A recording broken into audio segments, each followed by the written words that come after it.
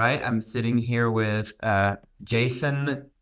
I guess you say Conforte in English, but it's where is it from again? What's the origin? It's Italian. Italian, yeah. Yeah, thanks for coming on today. So tell everyone watching here, what do you do for a living? Where are you from? A little bit about your life outside of guitar. I'm from Connecticut, U.S. For the people not in the U.S. I uh, I cook for a living. Very busy doing that and play guitar. And Yeah. I've been doing both of those things for a very long time, When did you start playing guitar? like 17 or 18 years ago. Before you started taking this program, what did you, what made you realize, where were you at essentially, and what made you realize that perhaps theory was the angle that you might have to explore if you wanted to kind of get out of your rut, essentially? Just kind of figured it was about time. It was a couple things. I had a buddy who was really good at guitar who had done a pretty deep dive into theory. He'd been pressuring me a lot, and we'd been jamming a lot, and I suddenly realized it would make things easier as I started playing with more people and not being able to kind of describe what I was doing. So that was like the playing with people factor, and kind of having a buddy who was like jabbing me in the side of telling me like you gotta learn theory, trust me, it'll be worth it. I'd also, put out 3 albums, turned out fine, and exhausted my little tricks. Like they sounded good the first time, and then there was like, all right, what are some other patterns, some more interesting things I can do? I just didn't quite have a way to make things that sounded new or sounded different. And then I eventually, was on one of the global guitar groups, and of course you chimed in and said like, maybe it's time to learn theory, man. It was the classic theory debate that everybody's always having. Is it gonna make me suck? Is it gonna is it gonna make me write formulaic stuff? And zero people that have learned theory have ever said that. So this is very, very much, I realized it was a non-theory people argument that theory is going to make you formulaic and it's going to affect how you write. No one's ever said that that's learned theory. No one's ever said that's done that for them. So, and I don't say it now. So, Yeah, that's great. I love what you're saying about the non-theory people. I had a guitar teacher that gave this metaphor that year I went to music school, and he said, you know who says that technique is not useful? People that don't have technique. You know who says that theory is not useful? People that don't know I theory. don't have theory. Yeah.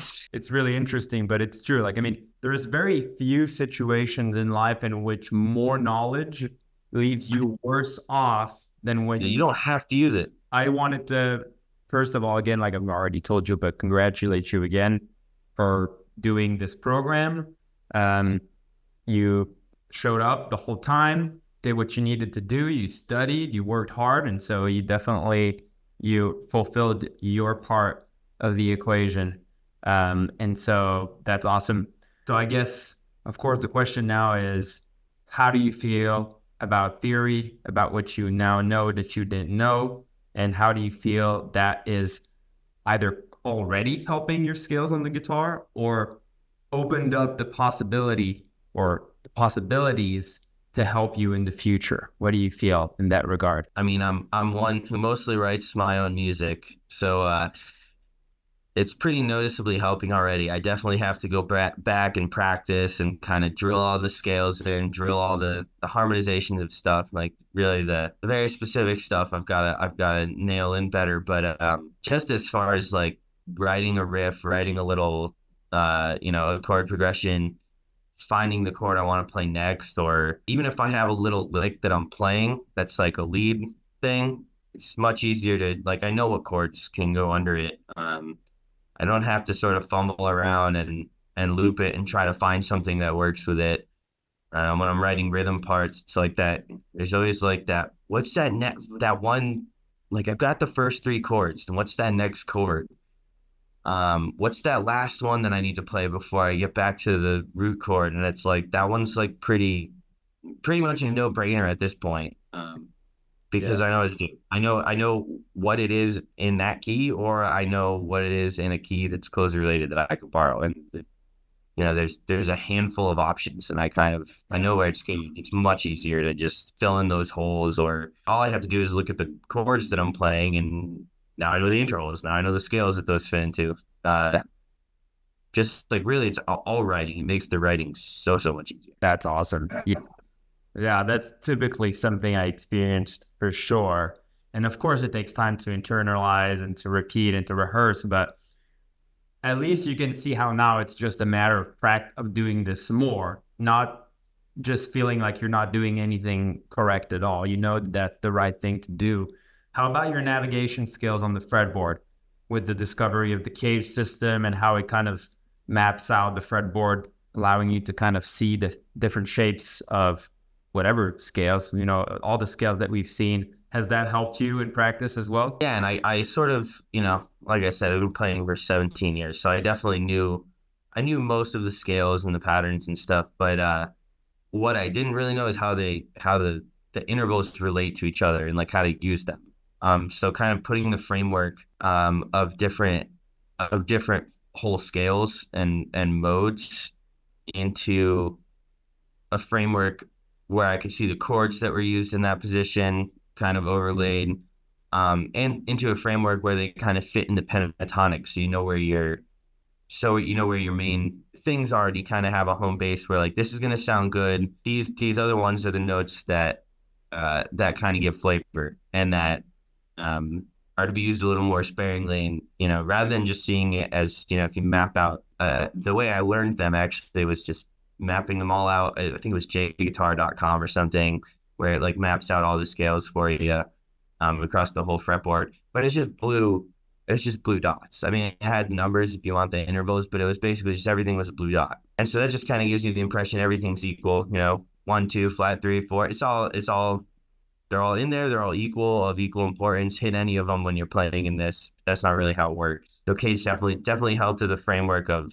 seeing the chords, seeing the little trimmed down triads, and giving yourself, I hate to say a box because people hate that when they talk about theory, but giving yourself like essentially a little box where you can stay in that's safe, and then knowing what the other little added on notes do. Boxes aren't bad. It's a word like, you could say a box is essentially like a corner of the fretboard that you're kind of sticking to. Call it a box. You can call it a shape. You can call it a zone of the fretboard. And the cage system tells you which notes are, the important chord tones in that zone or in that box or whatever. And then you can kind of, like you said, you can flavor it with the other notes. And that's where your other scales, modes come in, right? Depending on the flavor you want to add. One of the things that is, I would say, a bittersweet feeling at the end of the program that most people describe, which you might relate to, is feeling like essentially the journey is just now starting. Like you think you're going to do the course and then that's it, the end of the journey. And now you can just go out and play and whatever, and you're done. But in fact, you realize that you've finally just taken the foot off the brake, and you realize how much there is to accelerate and how much potential there is in the world of music. And now you're like, okay, time to get going, I guess, because there's a lot to really internalize. Like you said, now that you understand it up here, you want to be able to digest it. So, does that make you feel? How does that make you feel? Is it frustrating? Is it exciting? Is it like, how does that? It's really exciting. I think the aspect of it that's like kind of the bummer is looking back at all the old habits that I used to have and the way I used to think about the guitar. I know I can play fast. I've got good technical skills, and I kind of am a shredder. And now going back and kind of like find myself playing a bit slower. Really thinking about what I play. Another question is that I like to ask everyone, because of this, somehow people think that they will figure everything out on their own if they just keep doing it. So now I guess there's YouTube, there's all these things, right? You could kind of get your foundation from there. But looking back, seeing all the things you've seen, seeing how they're connected, how they're presented, all the little, bits of confusion along the way that we have, or you had to overcome.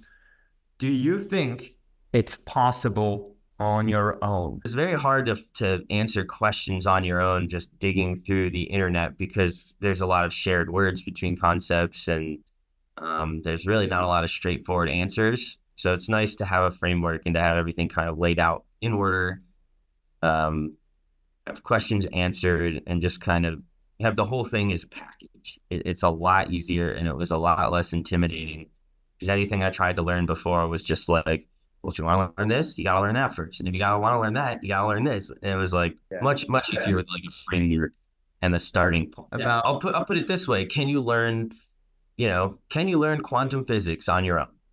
You can. It's possible.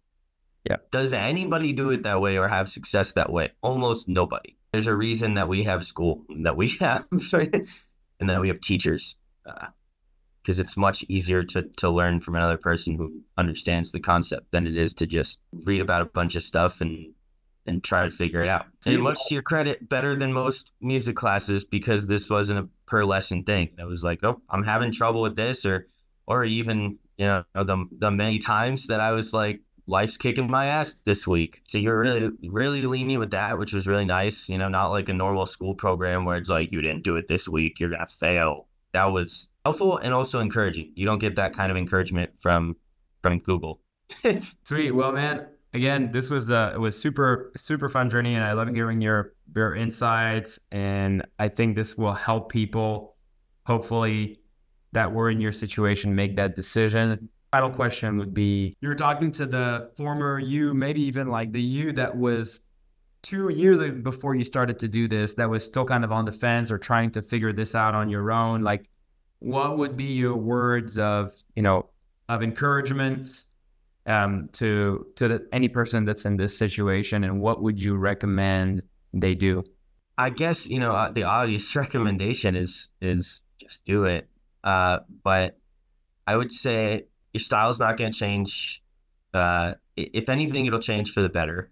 So I won't say it won't change, but your general style, what makes you as a guitarist, is not going to change. Your sound is not going to change.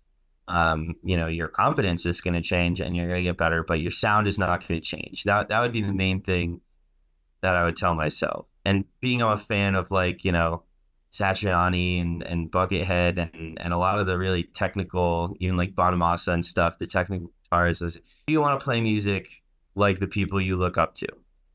Do you want to be as good as them? Do you want to even come close? If the answer is yes, you need to learn theory. Even if your favorite guitarist is someone who doesn't know theory, if you want to play like that, you need to learn theory, because those are people playing straight from the soul. Those are people playing a style that they basically created.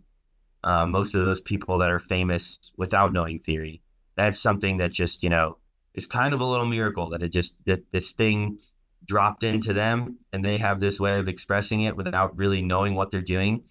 And other people aren't going to be able to just pour their feelings out and sound like Hendrix or anything like that. So even if you want to play with someone who doesn't sound like they know a whole lot of theory, or they're just kind of, going for it, if you want to do those things, you're going to need theory, because you need to replicate that. You need to figure out what they're doing. So yeah, if you want to play like your favorite people and you want to sound better, do it, and don't be afraid of you not being the guitarist that you were. Don't be afraid of losing like that thing that makes your sound. Dude, that was beautifully put. I don't think I could have put it better. So no, it's true. It's exactly what I think. It is work, right? Like you can probably attest. And like anything that you need to get an education on, it's going to take some work. But that's actually the last question I could ask is: did you expect this to be honestly, did you expect this to be longer and harder or easier? I expected it to be longer and harder, like before I considered taking theory. But then when we had our little introductory meeting and you kind of explained that you definitely calmed my my fears, or I thought it was going to be like this big treacherous thing. But then it was kind of about what you described. You're like, it's going to be work. You're going to have to practice, half an hour to an hour a day or whatever. And it's complicated, but it's going to go one piece at a time. And it's relatively manageable when you learn it in this way, I promise. And that was pretty much true. At no point was I like, oh my God, my brain is exhausted. I can't do this. You're like, it's not this crazy thing. So before, yes. Like, I think a lot of people looking at theory are going to say like, wow, that's just like way too much. It's way too complicated. It's like, it's crazy technical thing that you have to learn. Like, it's like learning physics. And it's not that crazy deep. It's There is this whole hype around theory on the forums and everything where people are just trying to make things so complicated. And it's like, to me, it sounds like, I love philosophy. It's one of my things that I kind of like, just because I think it's a very useful thing in life. Like, I don't love philosophy just to nerd out on things that are too complicated to have a conversation with anyone. To me, that's not philosophy. That's not wisdom. That's like intellectual play, or some people call it intellectual masturbation, which I think is an appropriate word. It's This is the branch of philosophy that kills real philosophy for the rest of us. Essentially, people assume a philosopher is someone that's up in their head with concepts and things like that, where originally philosophy is just meant to help you in life, so you have a guideline of things that make you make better decisions, or ponder rationally on complicated life situations, and you have some guidance from other people. And I think theory is very much that. For music, to me, you have those two clans. You have the clans of people that are like, dude, theory is just useful. Like, it's not complicated. It's really just a simple description and organization of music, few concepts, your scales, blah blah blah, and then you go out and have fun. And you can use this to make better musical decisions. And then you have the clan that kind of kills it for everyone else, that's trying to picture literally like this giant table of notes and math and inversions and like whatever, and like all these calculations. And it's like, none of that to me is the music theory that matters and that's important. Like, it should be as simple as philosophy. Again, in the way you communicate, it should be able to help anyone. Theory should be able to help any musician if you explain it well. Yeah, you get the people that are like, oh, that's a major omitting the five. And then you get the people that have some crazy wonky, they took into consideration every single note that's being played and was like, well, actually, technically, you're looking at like, they're looking at an inversion where this is, they get this crazy, crazy explanation. And it's like, but functionally, you're talking about a 7-chord omitting, and you're giving them this like crazy nomenclature of like, well, technically it would be called this, and you're actually playing this one over here, and it's not useful. You're just and you make it sound harder. Exactly. And that poor kid that could have been like, oh wow, theory is so useful, I want to use it, is now like, I'm not even touching this. And they're like, they're like, yeah, these people that can't even agree on what's going on. Like, I'm not gonna try to learn that. Like, yeah. Well, man, thanks a lot for this talk. That was awesome. It was super enjoyable. I really enjoyed helping you for this bit of time there. And thanks for all your insights that were, I think, very useful. I wish you the best of course, in music, and I wish to, see you on stage. Please let me know when you're playing, if you have a gig somewhere in the front range or something. And yeah, and also in life, of course. I hope, wish you the best there, and hope that music helps you have an enjoyable life, which it really does, in my experience at least. So, oh yeah, take care, man, and yeah, really appreciate you. Thanks so much. Yeah, absolutely.